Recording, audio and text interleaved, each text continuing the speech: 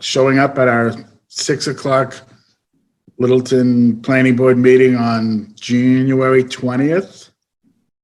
Welcome everybody. Welcome all the people that are watching us. All, God knows who. But anyway, thank you for coming tonight. And we did it Zoom because it's just a conversation. We'd like to have a conversation this evening. It didn't make sense to drag everybody out in the cold to room 103 and worry about, being socially distant. So it made more sense to do it this way. Barley, you don't have to put your mask on for a Zoom meeting. Well, in case somebody's not vaccinated, I do. Well, not through the, I don't think it goes to the internet, although I don't know the internet that well. I don't know. We'll have to ask the internet. That's one of the few things Amazon doesn't offer. Yet. Anyway, so anyway, I'd like to start off and welcome everybody that's watching us remotely as well.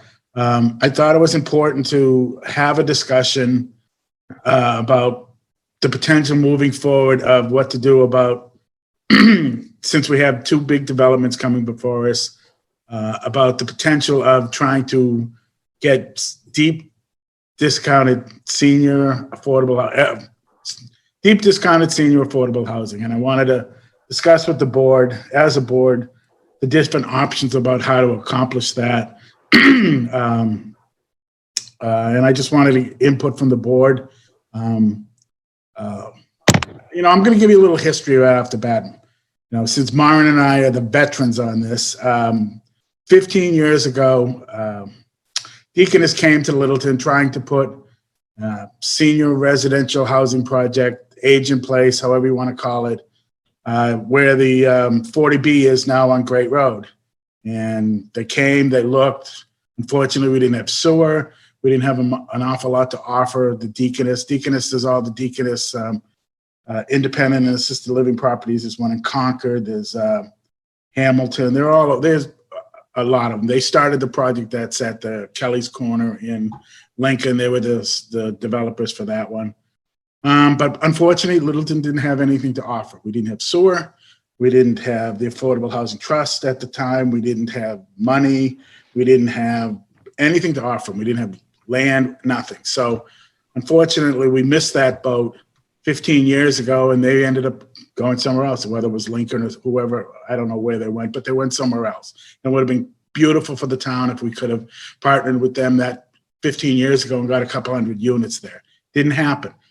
Now we have developers coming in, we have large projects, we have sewer, we have something to offer. I just thought it would be wise to take a look at the different options that we could afford to a developer or could offer to a developer, to partner with a developer.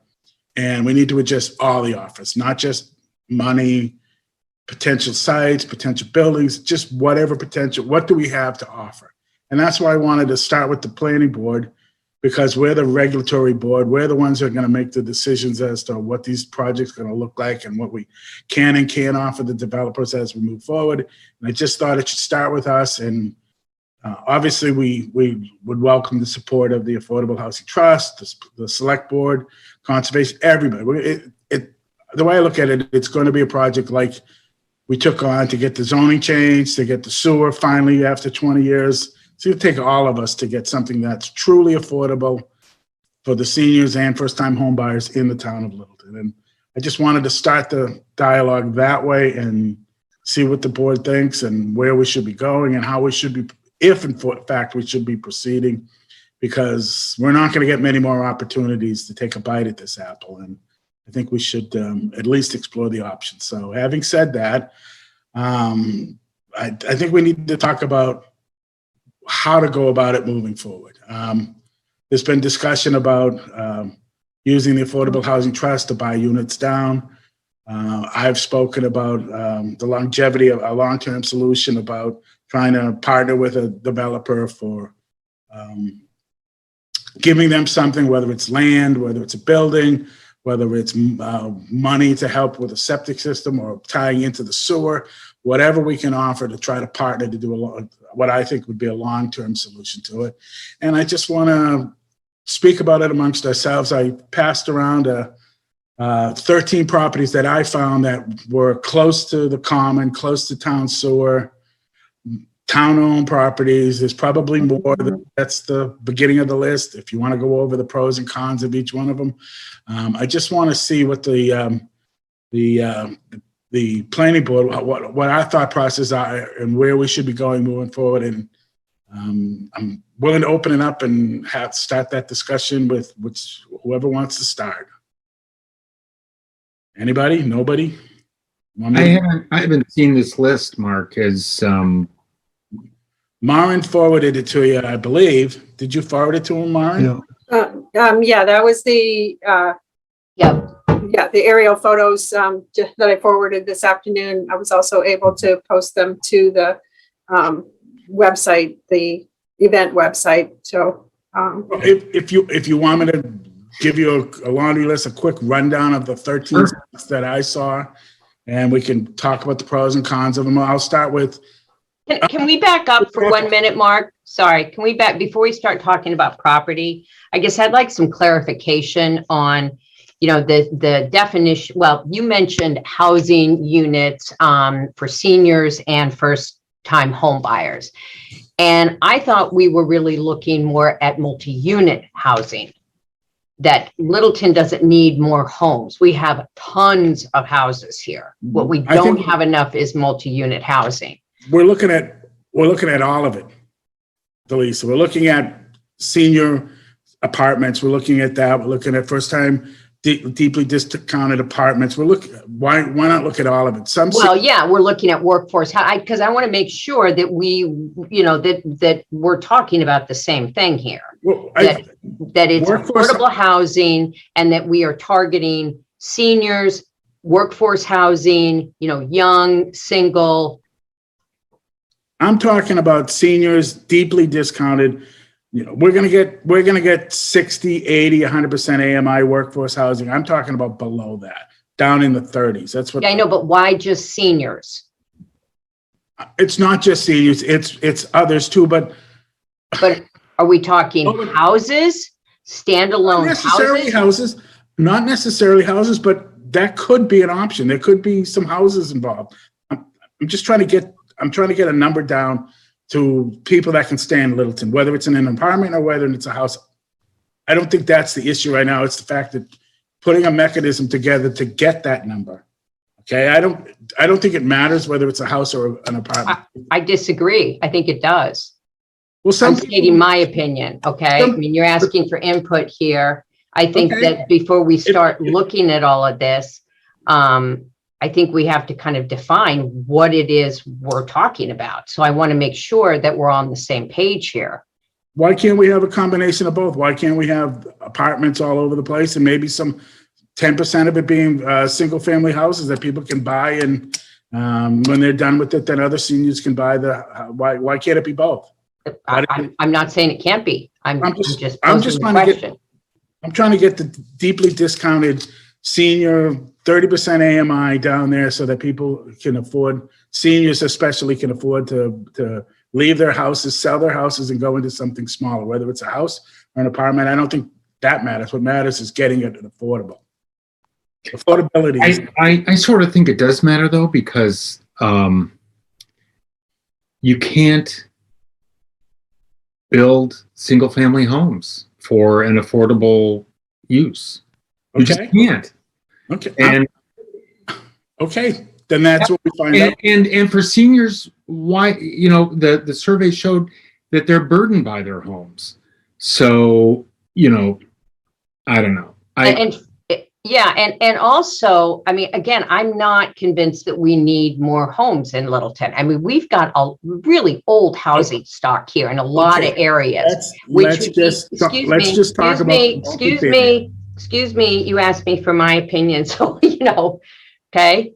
I think we've got a lot of housing here. I mean, and I'm not convinced that we need more homes for first-time homeowners. I think for first-time homeowners, we should be looking at, renovating some of the old housing stock here, but that's a separate issue. Are you done? Don't be a snot face with me or I won't, No. I'm trying to keep both developers that we're talking about in line here. Let's face it, most of the housing that Sal is proposing is apartments. All of the housing Sal is appointing. You've been on the train station committee. You've seen both sets of housing up there. You've seen single family for seniors, and you've seen the apartments. I just want to keep the single families in play. It doesn't matter what avenue we're talking about. What we're talking about is the concept of deeply discounted housing. Whether it's all apartments, I'm fine with that. Whether it's apartments and maybe some residential down at the train station, I'm fine with that. But if it has to be all apartments, I'm fine with that. It's not it's not what they're moving into. It's the fact that they're senior and they're affordable. That's the most important part. I don't care if they're senior affordable tents, as long as it's affordable for them. So I don't want to argue about whether it's apartments or housing. 99% of this is going to be apartments. All the sales is going to be apartments. What do we do with Robert Long? That's all I wanted to keep was that option on the table. But if you just want to talk about apartments, Delisa, I'm fine with that. I'm fine with whatever you want to talk about. Anna? So one of the things that I wanted to say is that when we're talking about deeply affordable housing, it is in the less than 60% AMI. And I think from at least my understanding is that most housing below 60% AMI does need to be rental instead of for purchase. And so from that perspective, I think the amount of any purchase would be very limited. I'm not quite sure what the factors are around that. Maybe Maren can shed some light, as she knows more than the average bear about this. But I think that being able to say that we want to focus in on that below 60% AMI is huge. And then in terms of who it's for, I think this board, at least since I've been on it, has been talking about trying to make sure that we get deeply affordable for seniors. So I think that's where the focus is coming from. Clearly, if there are families for whom there's an individual who has a disability, there are various other reasons why somebody would need or would want to be in a deeply affordable unit. So I don't think we can be exclusive from that standpoint. But I do think that less than 60%, mostly rental, mostly seniors. That's my take on it. Thank you. Delisa, I don't care if it's all rental. I just want to move forward on the process. So if Robert Long's thing doesn't work out for seniors, all sales is going to be apartments. So to me, the ownership issue it doesn't matter. Basically, everything on that list we're talking about is apartments. So I just wanted to leave the train station on because who knows where that's going to go. So if you want to start with the list, if we want to start there, unless Bartlett, do you have anything? Do you want to? No, I think we could use housing units instead of apartments or houses to just avoid that subject. But I agree with you that it's going to be mostly apartments, and that's going to be a big change in town. Right. We're not zoned for apartments. We're not. This is brand new area for us. Right. We now have a bylaw that allows it. Go ahead, Anna. So based on the agenda, we had a couple of different ways to look at this. One of them was a rental buy-down program. So are we as a board having that discussion? Because I think that we started with that discussion in the Affordable Housing Trust meeting. And so we can continue to have it in the Affordable Housing Trust meeting if we have a joint meeting with them, or we can discuss it now and provide feedback to the Affordable Housing Trust. And we have the chair of the Affordable Housing Trust here. So what are your thoughts? I'm fine with that if you want to discuss that as the board, and then let Cindy come in and loop Cindy in on it as well. That's fine with me. Do you want us to talk about using the Affordable Housing Trust to buy down units and whether the pros and cons of that, or sure. Do you want to start off, Anna, since you brought it up? Well, I think from looking at the numbers, one of the things that strikes me is just how much of a limited time our $800,000 would be able to serve. And it just concerns me that it's not sustainable. And so over time, we would be presumably leaving people in the lurch because Littleton wouldn't be able to continue to sustain that financially. And so that's my input on it as a long-term solution. I just don't see how it's viable. Okay, Jeff, you. I really appreciate that memo, and it seems incredible to me. We have almost $900,000 to, put toward affordable housing, but it's clear that the buy down for deeply affordable it's not a solution. So, the question is, what is the best use of that money? I don't think this is it. Okay, thank you. Bartlett? Well, yeah, the number of units we can buy down is pretty limited. It's not going to serve the population, all of the population that we want to. I think the rental subsidy program that we have going, or the two programs, are not. I mean, I think that if those programs expand to cover the needs of the town.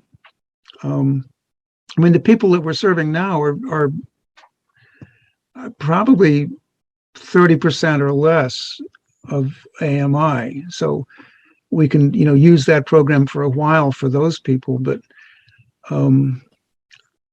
long term, I don't see what the solution is. I mean, the rental subsidy is going to be a constant drain, and the income that the AHT has is going to vary from year to year, as depending on state match and other, sources of revenue. So I don't know what the answer is.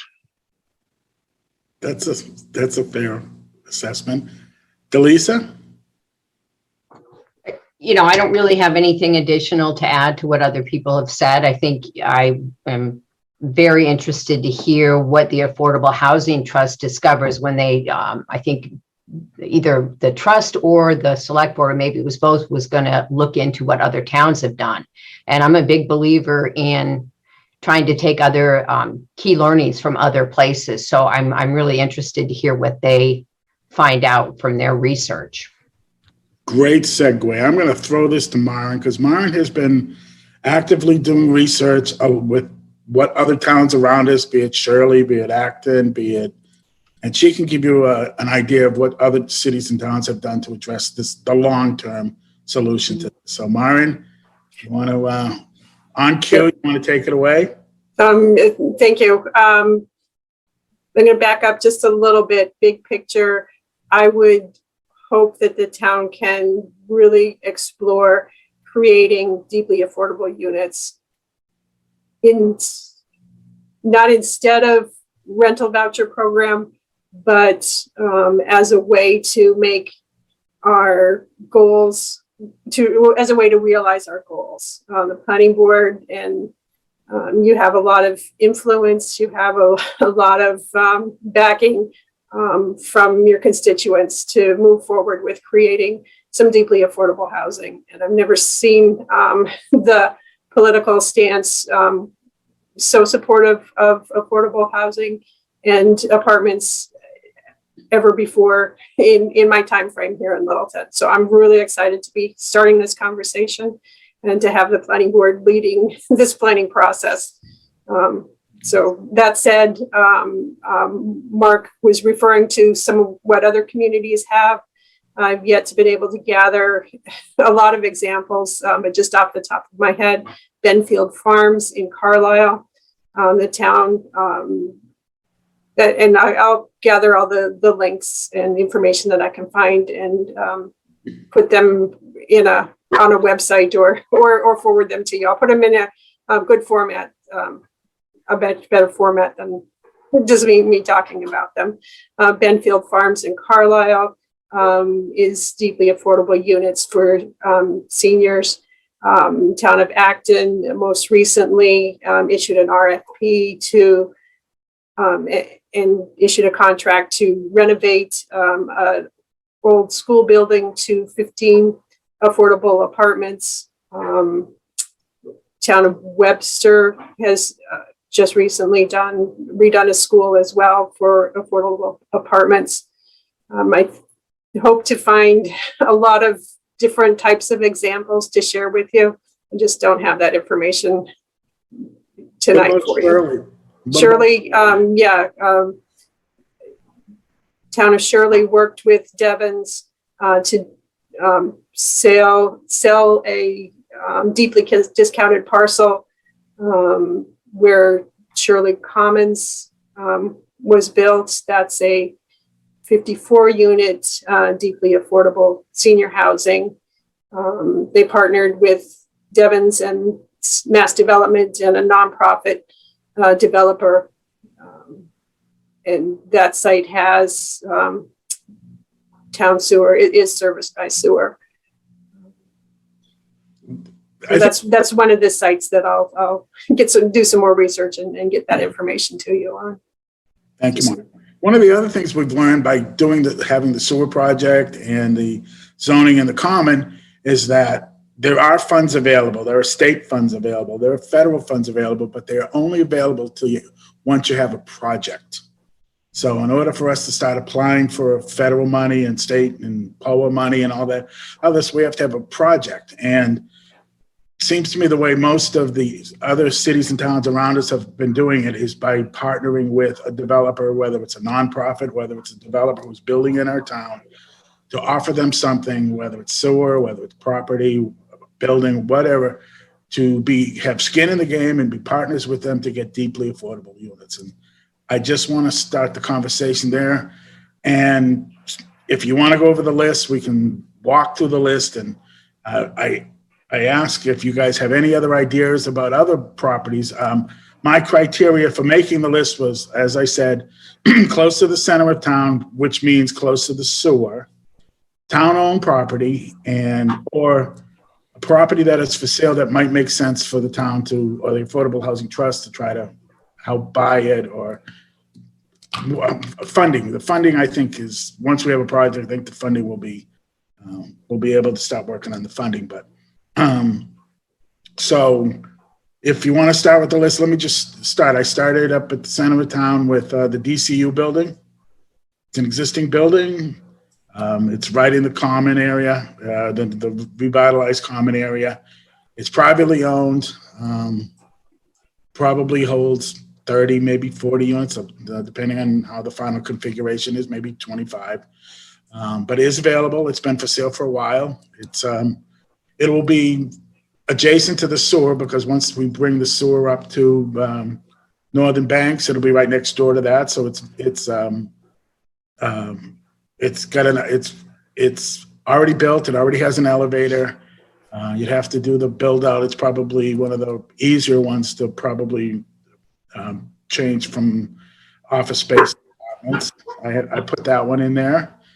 I put the mill, which is privately owned as well, next to 550 King Street. I put that in there. It has a lot of issues. It's on private sewer now. Would obviously part of the deal would be to put it to public sewer. It's probably not really suitable for retrofit, but you wouldn't know until you brought somebody in to look at it. So I brought that one. I added the police station, which is a little out of the sewer district, but if you ran it down Russell Street, you could probably get to the school. So there's all that land behind the police station that the town owns, that big wide open field. Moving down Russell Street, I included the land off of Delaney, the subdivision on Delaney. That's 20 acres there. That was when the developer, Walter Barkus, built Delaney Drive, the open space. That was all left to the town of Littleton for a potential well site, which the town, I don't think the water department's really interested in a well site, and some open space land there. So there's like 20 acres there that is right across the highway from the school. So that could be potentially put to the sewer. Going up and down Shattuck Street, I included the 2 parcels that are owned by the Littleton Housing Trust. Their property and the property right next to them, which is theirs as well, has land available there that we could potentially put some apartments there.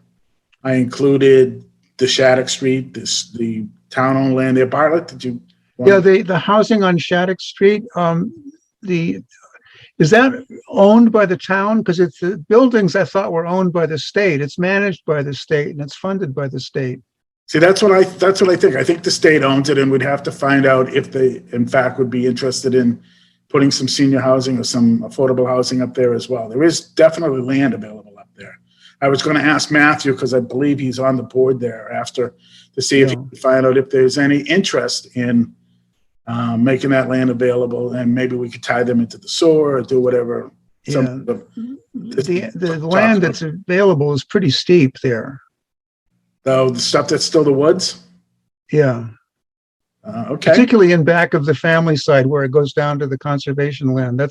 You can hardly climb that. It's so steep. What about the other side where the two buildings are right in the front and then there's nothing in the back? Is that where you're talking? That's next to the road that goes to the fire road that goes down in back of the library. That's not as steep, but it's so that could be built, I guess. Okay, well, it's at least something to talk about. Yeah. It's something to talk about. So then we keep going, then we have Shattuck Street. We have the land at Shattuck Street. It's not just the building itself, but there's land available there, so I included that. And then as we keep going down, I come to the Hager Homestead property, the open space land that's there, and the land adjacent to the Castles in the Trees. It's not Castle in the Clouds, right? It's Castle in the Trees. Is that what it is? The daycare, the little gymnasium stuff over there. There's 5 or 6 acres over there that the town owns that property right now. You combine them both together, be a nice little parcel over there. There's a couple of parcels. Yeah, Mark, I didn't have a chance to tell you this before, but I did check with Amy Green about the Hager Homestead parcel. And she said none of the rear portion of that is developable. And that will all be under a conservation restriction based on the approvals for that site. But that the parcel next door, the Castle in the Trees and tennis courts or basketball courts, there might be some viable area on that site. Okay. Well, I was just looking at the, if you look at the GIS maps, the land right behind where the parking lot is mowed. So it can't be, doesn't really look like it's wet. It's been, I don't know if Danny picked who mows it, but it looks mowed. Oh, before I move, going across the street, we have the famous Morgan property. We have 55 acres of land at the Morgan property. Town of Littleton owns it. We've looked at that a number of times about some sort of housing out there and maybe moving things over to there and everything. But now is a great time to start talking about maybe potentially taking a little piece of it in the front and putting some housing out there. So I put that on the list. Castle in the Trees. Then we keep moving down. I put 242 King Street, which is the property that the town just recently purchased from the water department just purchased for the sewage treatment plant. There is 10 acres there. There is potential in the front. I don't know what the water department's disposition would be to put housing on the front, and there's stuff in the back, but at least it's there. We can ask the water department where they're at with that. I kept going further. I'm trying to keep this geographical. I went to the Cummings property. Maureen had a discussion this week with the people that own Bonside, and they're talking about maybe potential for some expansion. They're looking at buying the big red barn, which is the old Cummings property, but maybe putting some housing out there. We could discuss with them. We could talk about a sewer hookup or something as potential partnering there. Did I miss any? I think that's about it, like 13 properties that I came up with just for discussion. And I think the discussion really should be, if we're going to look at a long-term solution to this, we have to partner with a developer to some extent, however we do it, whether it's a sewer, whether it's giving them the land to get, seriously discount property. Mark, what about the Indian Hill music? Is it because? Well, first of all, we don't know what they want to do with it. And second of all, we have to buy it. Oh, yeah, never mind. You're right. Well, no, and it very well could be. Indian Hill, I don't think is maybe they are or not. Are they not for profit? Yeah, they're nonprofit. Maybe they could do something. I did look at that. I didn't put it in only because I think the price tag would probably scare us all, but something we could definitely think about. The point is, we shouldn't have an idea of where we're going. We should have an idea of how we're going. Moving forward, we need to come up with something that we can offer somebody to partner with them to get a seriously discounted project. That's all I'm trying to. I can't tell you which is the best one, which is the worst one. It's just that we should keep our minds open and keep looking at everything we have. Oh, there's one more. I added one more to the list. It doesn't really, and then I'll get to you in a second, Jeff. It doesn't really fit, and it's not that big. But I added the parcel where the a marijuana facility was going to go in the middle of everybody's neighborhood off of Robertson Road. That's now a semi-vacant building that could be turned into 8, maybe 16 units out there.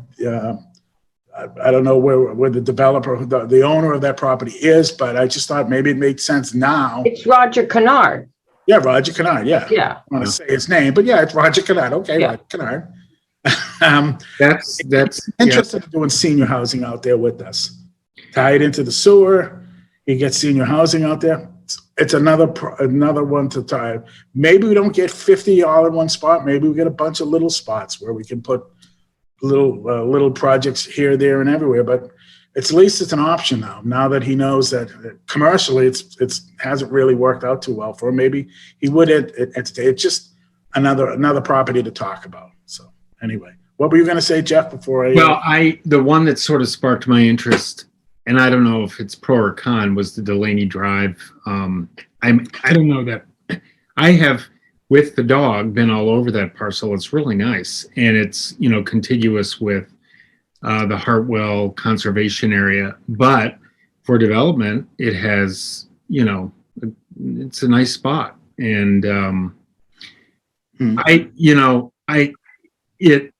it comes down to, you're right, Mark. We have to find a developer. The town can't do this. We can throw things at the developer, but and then there would be the issue of, we would have to spot any of these sites and be subject to public input. So, which I think you would have a hard time with Morgan land, because people think of that as conservation land, whether it's town owned or not. Well, yeah, but if I agree with you. The problem, I'm going to test your mind. How long have you been in town, Jeff? Over 30 years. So the parcel that I'm talking about at Delaney used to be the Iverson household. Do you remember the Iversons from town? Yeah. Their driveway is right at that corner. So there is access. It's terrible access. Yeah. Actually access back there. It was all abandoned when Delaney. No, I used to walk from my house through the Common, down the Two Brothers through Russell Street, across the highway into that property, access Hartwell. It's quite a nice, continuous. Beautiful back there. And I would imagine any I didn't know who owned it. I assumed it was conservation. I guess it's not. I mean, you say the town owns it? Town owns it. It was donated to the town of Littleton. Yeah, for the potential well site. Yeah. And same thing with the stuff behind the police station. The stuff that's it's all just town of Littleton owned. You look it up, it's town of Littleton. Then it's not conservation. Well, and those parcels would be linked by a trail, perhaps. But anyways, that's interesting. The other thing I think that you mentioned is some of these, like your old property for the sewer. Maybe we need to raise our hand now and say, plan out the site so that there's, the part along King Street is available. Roger Kennard's property is interesting because that could probably just be renovated, Right. the way it's built. And I really don't think you'd have much opposition to that.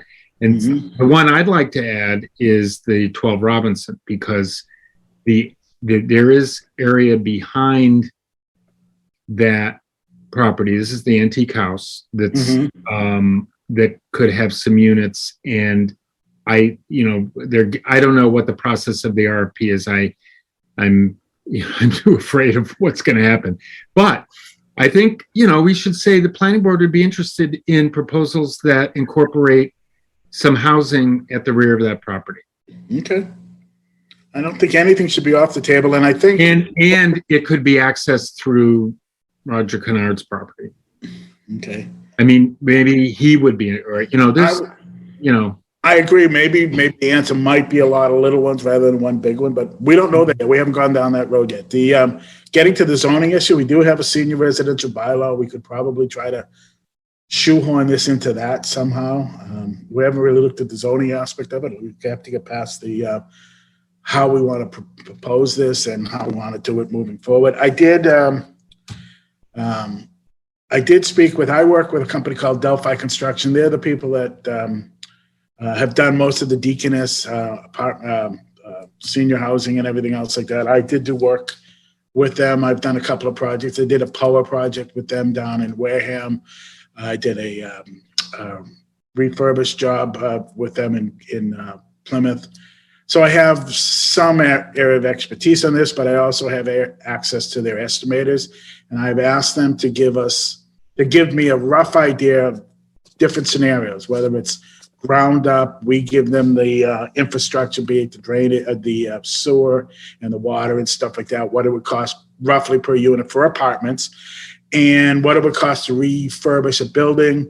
And I'm hoping to have some rough numbers to just get an idea what I'm willing to bet it's probably going to be at least 2-to-1 in favor of rehabbing an existing, but get some rough ideas of what the industry standard is and how historically they've done it and what it costed. I'd like to have it hopefully for our February 3rd meeting. I'm hoping to have that for the board to take a look at it, just to get an idea of the different cost values of rehabbing what you have as opposed to building from scratch. But, just for your own information. Anyway, you're welcome to look at the GIS maps, look at the town-owned maps, look at stuff that the disadvantage of being privately owned is that we have to buy it. So there's definitely a con to that.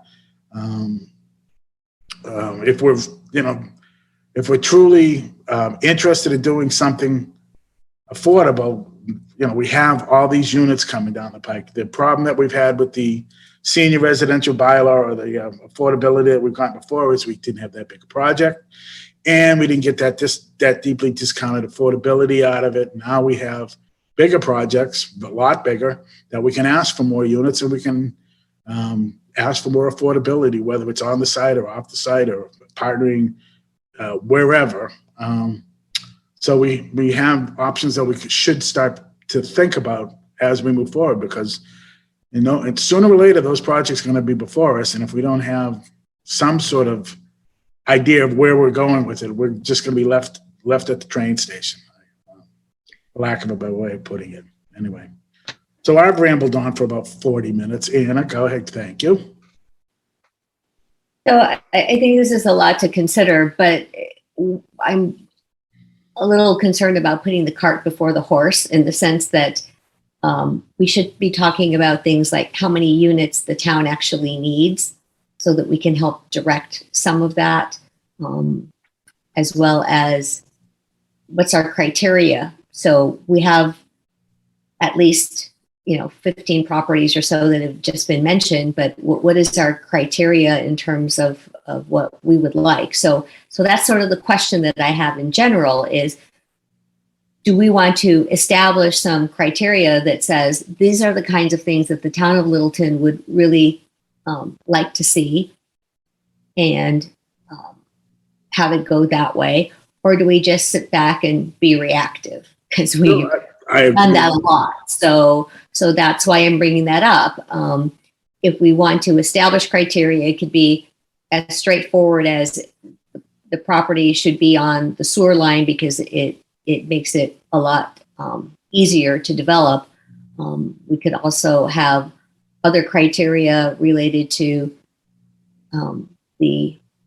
let's say the past experience of who's bringing a deal forward, because we want to make sure that they've actually done this before. I mean, it's open season to what it is that we want to be able to have for criteria, but I do think that we need, if we're not going to be reactive, then we need to at least put some thought as to what we want. Well, we can't control who comes before us with proposals unless it's a town-owned property. Right. Because Exactly. otherwise, you know, it's whomever shows up. Well, and I get that part of it, but Yeah. the town can still signal the kinds of things that we would like to be able to have. Mhm. You know what, Maren, Ann, excuse me, I agree with you. We need to prioritize where we're looking. As far as need, let's face it, we could build 50, we could build 100. I think the more we can build, the better off we're going to be. I think we all know there's at least 100, at least 100. All of the statistical data we've seen is there's 100 seniors or first-time home buyers that are looking for affordability. I don't think there's, if we build it, they will move in. Trust me. So we should be looking anywhere from 50 to 100. How's that for a number? It could be even higher than that, but we need to start somewhere. Let's just say anything over 50.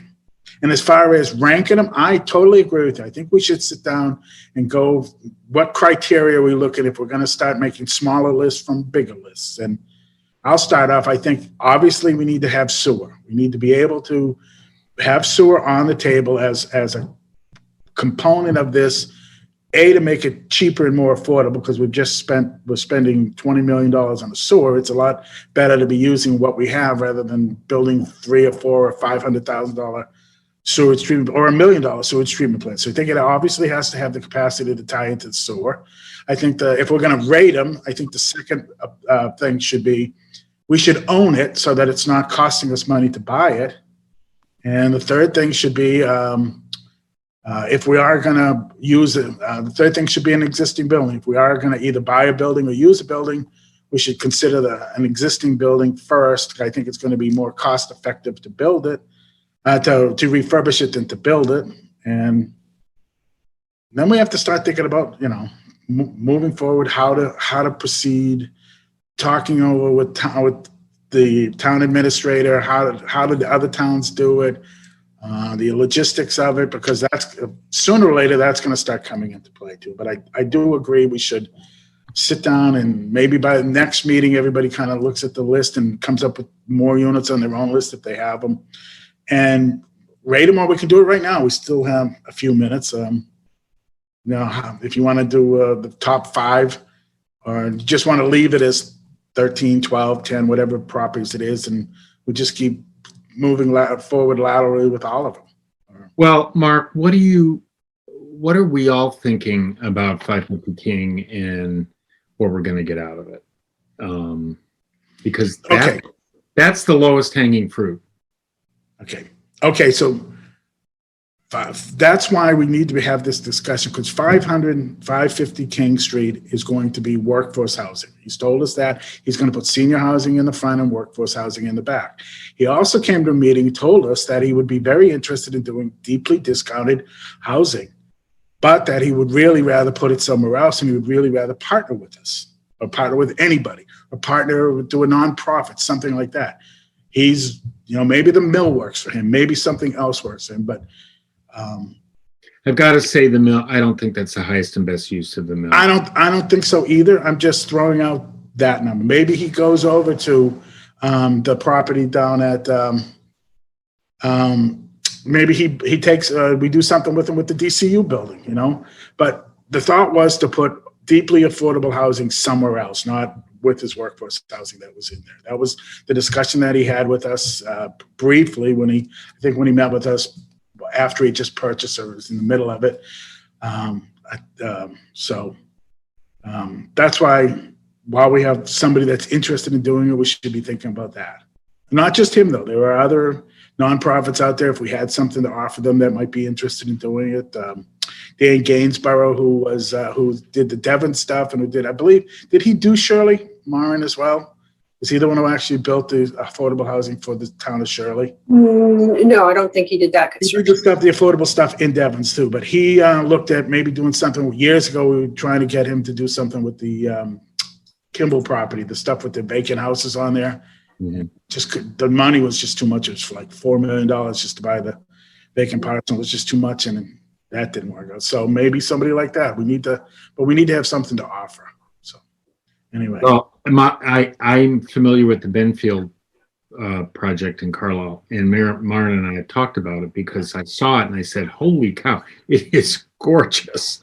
And somehow but apparently there's just a whole bunch of different programs and financing, and it's extremely complicated. And I don't know what Maren said it won some awards. Anyway, and just so you know, like I was on the Transportation Advisory Committee meeting just before this, and they asked me, well, we're getting a lot of comments about what's going on, at King Street at the, Gruskowski's place. And I said, well, that's going to be senior housing with pretty deep affordability based on other projects.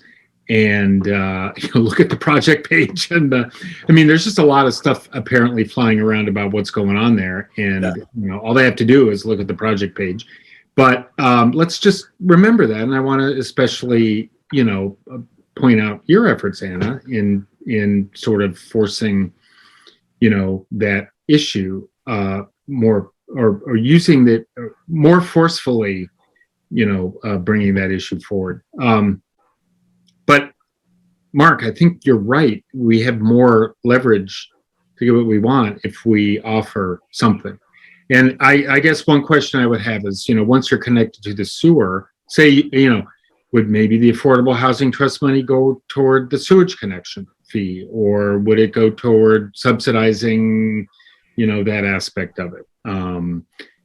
There's all kinds of, things to go on, but in general, it needs, you need a developer or developers to, They're out there. And, like I said, we have two of them before us right now that have talked about doing some sort of deeply discounted senior if we can make a deal with them. So now is the time rather than later.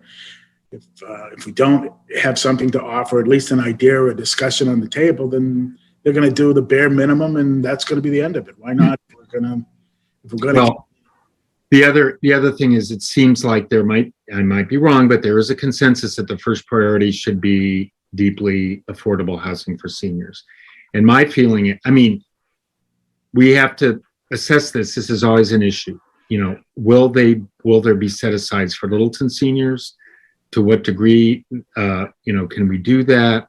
Because I think people would be interested in that, and it would benefit Littleton as a whole, because these seniors would be, in some cases, leaving their homes, which would be then sold to families, workforce starting out. They're probably, who knows, they may or may not be dilapidated, but they can be, rehab, by a family. And I know in the past, I worked for many years in Lexington, and they had a specific town policy to get seniors out of their homes because they wanted families to come in, and people weren't leaving their homes fast enough. So my way of looking at development is any development of any price range is apt to create opportunities, some of these opportunities that we've talked about. I'm leaning more towards seniors for the simple reason that for 15 years, we've been talking about doing something for seniors. Mm-hmm. Seniors have been paying the taxes in the town of Littleton, for 40 Well, and years. you've been trying also with these various bylaws that haven't, Right. So I'm not saying that we shouldn't address other family people starting out and everything, but our focus should be on deeply discounted senior housing, and the rest will hopefully follow along with it. Having said, So I would caution that as a community, we need to address all of the housing need, including families, and just be careful when we're talking about senior housing or talking about affordable housing, that we keep in mind the Fair Housing Act, that we have to be in a situation to support housing for all age groups. that was the planning board disclaimer right there. Right? Well, And we are creating, Well, no, you know, King Street is going to create a huge amount of housing. Mhm. And we have to create, you know, plan for another huge amount of housing. A lot of housing, you know, with the, I mean, I know you'll find more detail. We'll find more details about what the state wants out of us, but a lot of housing. All right, so just to wrap this up, I see Mr. Sanders has his hand up, and I'm sure we're gonna let him speak. But I just want to make sure that we're all kind of on the same page, that we want to slowly keep moving forward, start refining what we're looking for and how we're looking to do it. And you know, I don't want to step on the Affordable Housing Trust. You're gonna have LRAP and ERAP, and probably this is not gonna happen tomorrow. I think they're all gonna happen. I just think this is a better solution a better long-term solution than just giving people money. What's LRAP and ERAP? Those are what Bartlett was talking about. The other programs that the Affordable Housing Trust uses right now to help people that can't afford the rents that they're paying in Littleton now, and to help people that are in trouble with payments and things like that. So we've 2 years, Bartlett, it's been going on, about 2 years. We're in our third year now. So we already do funding for people in need of housing. The Affordable Housing Trust does. And maybe my final question: what is the housing, or who owns it, or who runs it? The housing that's off of Mill Road. Do you know what I'm talking about? Mill Pond Apartments. Yes. Yeah, off the top of my head, I I can't. mean, they're definitely subsidized. Correct. Well, that's a 40B. Is it? The 40B, yeah, Mill Pond's in a 40B. Huh. From a long time ago. Great Road's a 40B as well. No. Oh, yeah, Great Road. But, But you know, Mill Pond, that was the first 40B in the town. okay, interesting. Okay, because I was talking with someone whose relative was in there and pays like nothing. Let's bring up the 40B, because, you know, I've experienced with that, you know, from the Board of Appeals. And in general, I don't think that's the most effective way to get affordable housing. I mean, it's a way of getting housing built, but, you know, like to build single family homes to be subsidized, I just don't support It's not that. going to work. Yeah. It's not going to work. I don't think 40Bs really do single family. Most of it, that's the criteria that everyone's using to build all these apartments everywhere, is to put it through the 40B process, and 10 or 20%, depending on what program you're in, have to be 40Bs, which is Right. a voucher program through the state where, you know, you have people paying $2,000 a month rent and then people paying $1, you know, Yeah. and that's where the disparity comes in, and where it creates problems. And we've, you know, Pondside, that was the nice thing about Marvin being able to speak to Pondside about maybe doing something else with senior housing. If they do truly want to do something else, I don't think we want more 40B stuff. I think we want more deeply discounted senior housing. So at least we're having a dialogue with them. Anna, I saw your hand. Go ahead. So before we open it up to the public, so I just wanted to ask, so that we don't continue to have this type of conversation, can we have some data for the next conversation? Is it possible for Marin to be able to take the sites that we've just been talking about and work through them in a more systematic manner in terms of the criteria that we've talked about, and perhaps even more that makes sense? Could we have that for the next opportunity we have to talk? And what the current zoning is on each parcel. Yeah. Because we'd have to work with that. You know, Yep. Okay, sure. one of my concerns, though, is that we not duplicate what maybe Select Board is doing or the Affordable Housing Trust, you know, so I hope somebody's coordinating here, because Marin, I mean, let's make sure that whatever research you're doing, it's not already being done elsewhere. Yeah. Well, the Affordable Housing Trust is not doing this kind of research. We're kind of reactive and dealing with specific. I mean, we have supposedly an acre and a half on Tehadawon that we're trying to develop. We think we're going to get some property down Durkee Estates, that lot. But we're dealing with single lots, and we're Okay. sort of trying to find our way on those. We know that, doing a single lot isn't going to solve the world's problems, but it's a step, and it's what we are aware of and have been given. What about select board? Have they started any kind of initiative or do they have an action plan? I don't want to speak for the board, but I don't think they do. I think we need to have a joint meeting with them once we decide how we want to go, so that we're all kind of working together like we did with the sewer and like we did Right. with the zone. So Okay. it started with us to find out where we wanted to go. And I think the consensus of the board is that we want to look for a long-term solution rather than rely on the Affordable Housing Trust to dwindle down. They have plenty of places to spend their money. They don't need to be spending. Right. And the Affordable Housing Trust would certainly want to participate in any deal that comes forward. And speaking for myself, I'm really like the idea of a lot of or several smaller developments sprinkled around. I think that is a much better way to go. I mean, I like, yes, okay, Sal is going to build 400 units at 500 King, but I think having scattered apartment sites is going to fit into the rest of the town better. Smaller buildings.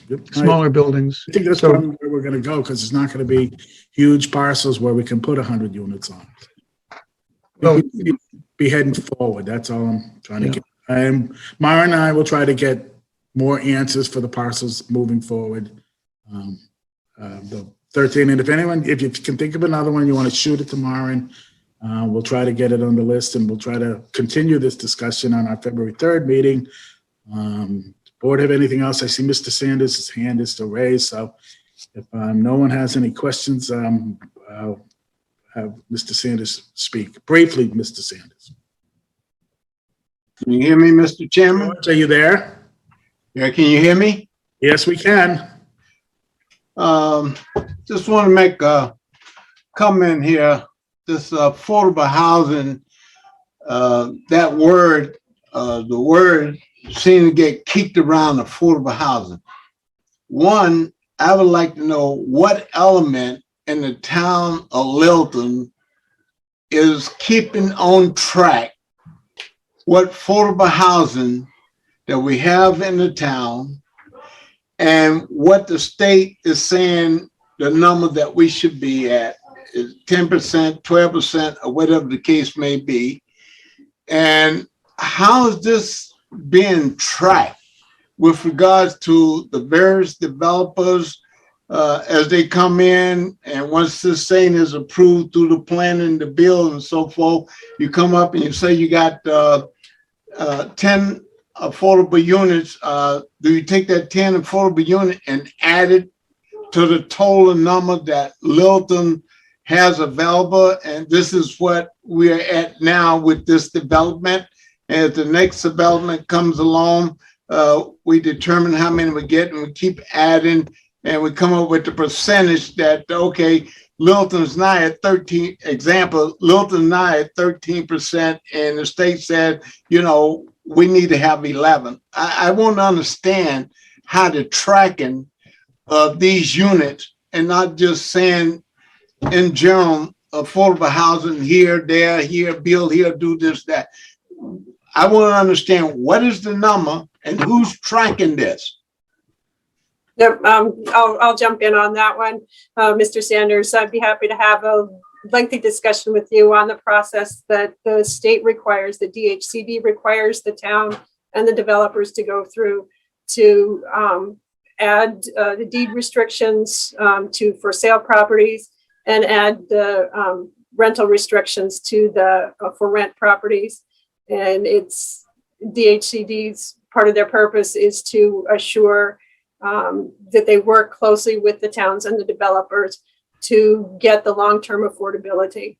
And they, yeah, like I said, I'm happy to have that conversation with you offline because there is a lengthy process, and that's right now it's split between the town administrator's office and my office on who watches over the numbers and make sure that the ongoing monitoring is complete. Can you tell me where we at right now? No, I can't, because the state hasn't issued the new numbers based on the 2020 census. As you noted, we were at 13%. We expect we'll be around 11% when DHCD uses the new census numbers. But we also know from the senior, I'm not going to reference the right report, but we know that there still is additional need for affordable housing below the 60% AMI.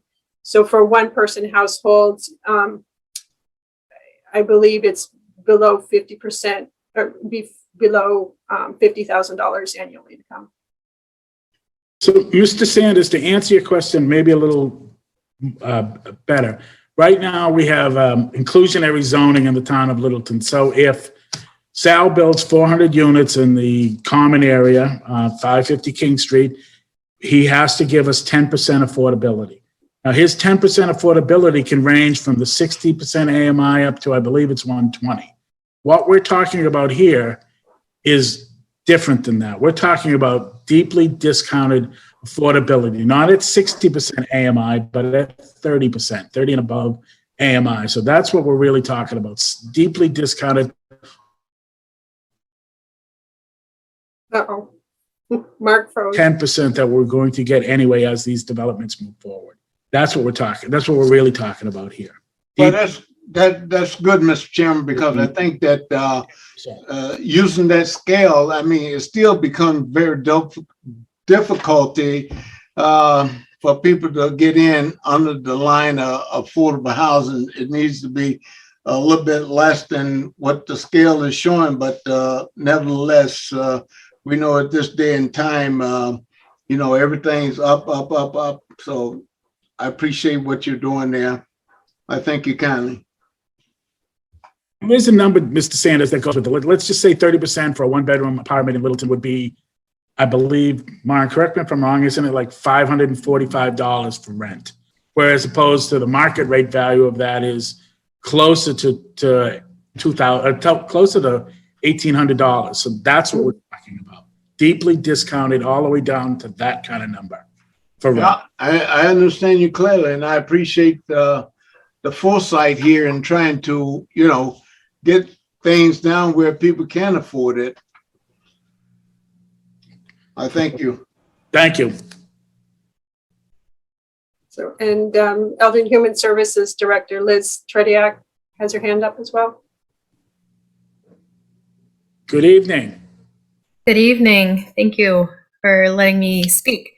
I just wanted to pop on real quick, and I wanted to echo Mr. Sanders and say thank you for having the foresight to have this conversation and start planning for what's coming down the road. I wanted to share that for last calendar year of 2021, we had 75 unique individuals come to us for assistance with housing. And I think about 45 of those were seniors.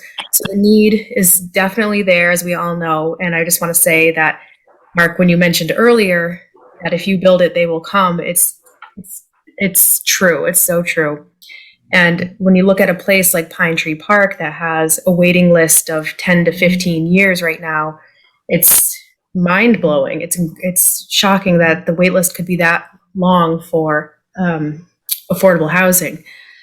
But also, I wanted to say thank you to Anna for bringing up the idea of putting together the list of what it is we're looking for and what it is we can offer folks and developers coming in to make it more desirable, I guess. And that's mainly what I wanted to say. Thank you. Thank you.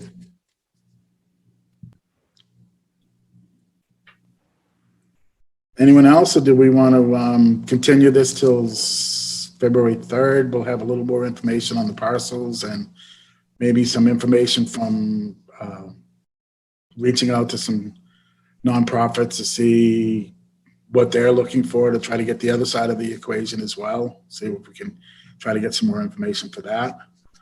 Go ahead, Anna.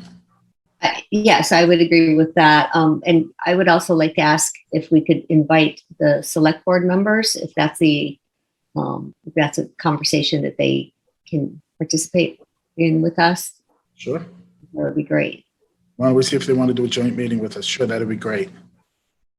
Okay. Anything else? Do we want to continue this till then and finish up planning board business for this evening? If no other hands up or anything else? Great. So we have an appointment for the transfer development. That's the next thing we have, right, Maren? And in front of me. Sure. Let's see. I've been working closely with Matt Nordhaus. As Anna suggested, any work on transfer of development rights should be a close coordination between the planning board and the select board, because there's a lot at stake in these discussions, as far as the potential for to gear future development in those areas of town where it makes sense, and partner that with the ability to set aside additional open space. To that end, we have a list of several recommended appointees to the committee. I posted that. Do you have that, Mark, or should I bring that up? I don't have it. I don't have it. No. Okay, just a moment.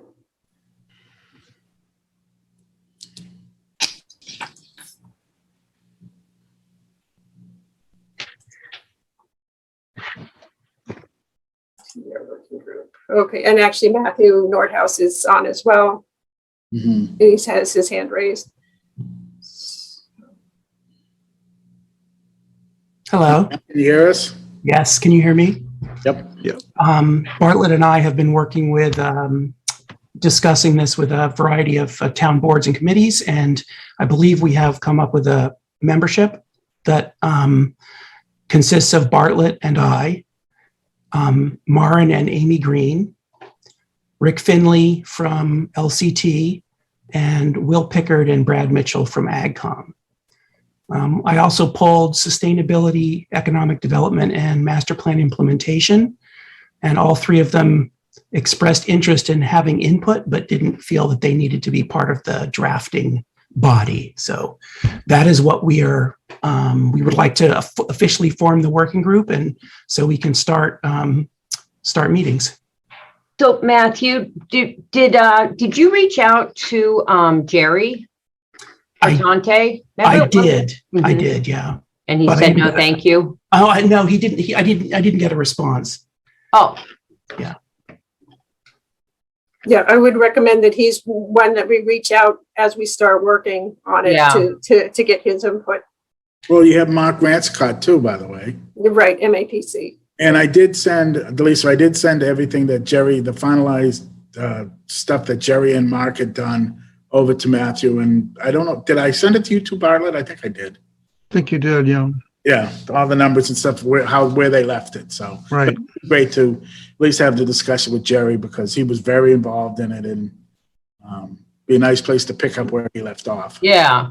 Yeah. So if he wants to be a member, absolutely. The other person that I've been speaking to is Kristen. I think her last name is Dortmund, who is very interested in the process, but just doesn't feel that she has time to be on the board. So I'm going to, she's also someone that I will ask for input. I think she's very familiar with this process. Matthew, I will call Jerry to see if he if he wants to be involved. I know he's really busy with work. That's why he stepped off the planning board, but I'll ask him, maybe he can Zoom in with you guys, and at least for the first meeting or two, to bring you up to speed where he ended. So Yeah, like whatever contribution he wants to make, I would welcome. I'll call that. Thank you. I mean, I'd be particularly interested in hearing from him about that spreadsheet of, the numbers that they had prepared, and, what the process was and what those numbers mean. Yeah, I'm hoping to be able to tap Mark Brassicott at MAPC, and he actually worked with Josh Fiala on developing that spreadsheet. So Great. I'd like to point out that those numbers are probably, the market has changed since we. Oh, yeah. Yeah, the Yeah, they're 2 data years is, old, but right. there's we can change the numbers. I just want to understand what the flow is and what they mean. Mhm. Good luck, Bartlett. All right. So do we make a motion to approve them all, Maren, or how do you want to handle this? I would recommend a motion to appoint a TDR working group to, Someone want to make that I'll make the motion. I make the motion that we approve Matthew, Bartlett, Rick Findley, Lee, Will Amy Pickard, Green, Mr. Pickard. Who am I missing? Amy Green, Amy Green, Maren. Who? Brad Mitchell. Brad Mitchell. Brad Mitchell. I did say Brad Mitchell. Okay, sorry, didn't hear you.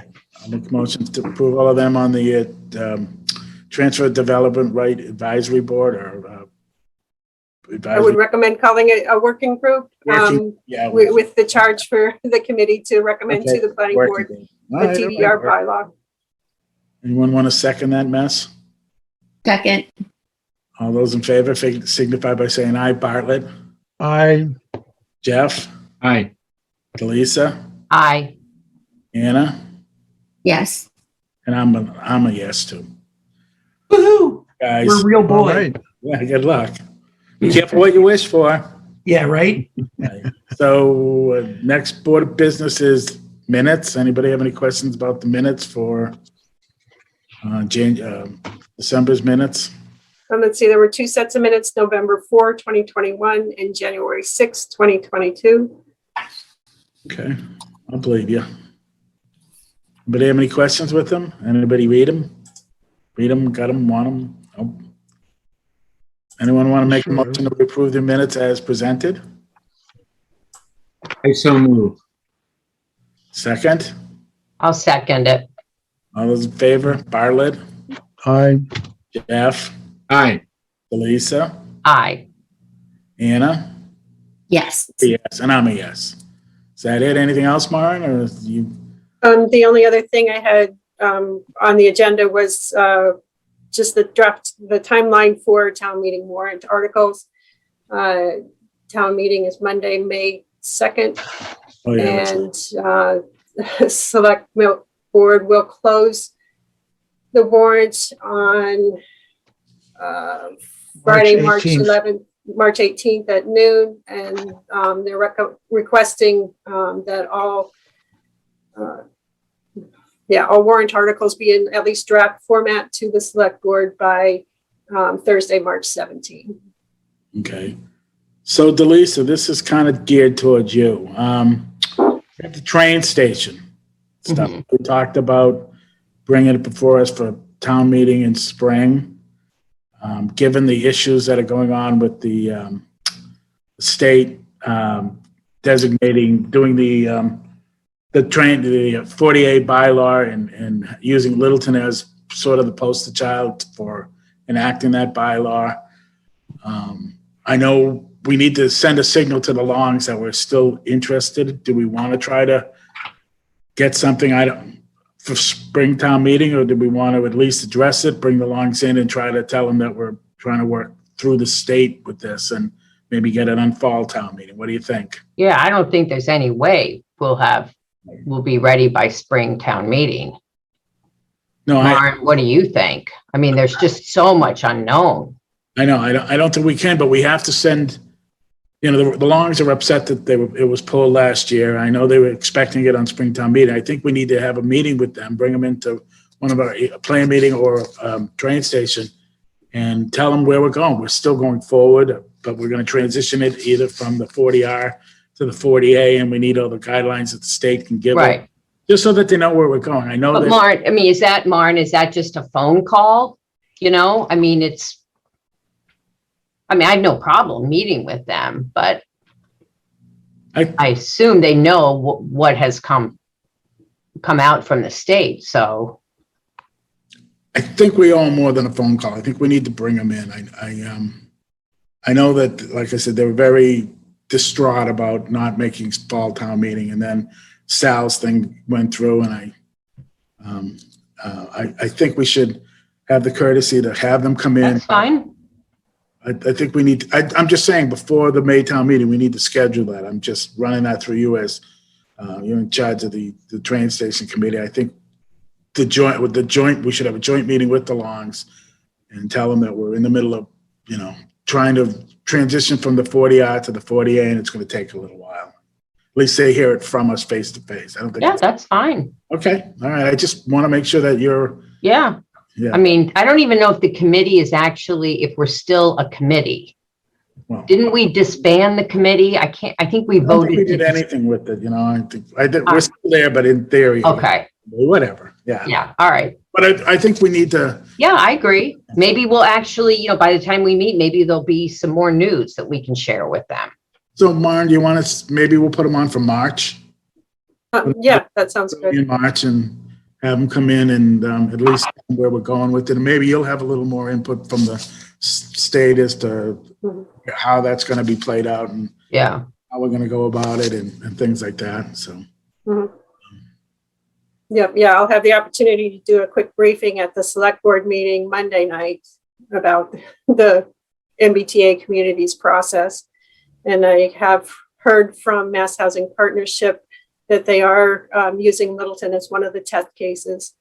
And that's what Mark was referring to. And what Littleton gets out of that is just some recommendations from consultants on approaches that we could take in order to meet the requirements. Great. Anything else? Any other board business that we need to do? And what else are we contemplating for town meeting? I don't think we have really anything else for town meeting right now, right? We're not going to have that. I know it's only a couple of months away, but I don't think we have anything on our plate that needs to go to town meeting, right? I thought we had talked about TDR possibly going to town meeting. Well, we just put the committee bit. We just got the band together tonight, we got to give it a little bit of practice. Who knows? Maybe we will. Who knows? We'll just see how that plays out. We're talking about 6 weeks. Yeah. That's Yeah. It'll take them probably 6 weeks to get up to speed. But we'll see. But right now we don't have anything for a placeholder as of right now. We'll see. Anything else? So we're meeting February 3rd. We do 6 o'clock. We're going to try to do Zoom again, or do we have important stuff that we should all be looking in there? No, the public hearing notices indicate that it'll be a Zoom meeting. Okay. Great. I'll be out of town, but I can zoom in. Thank you. Perfect.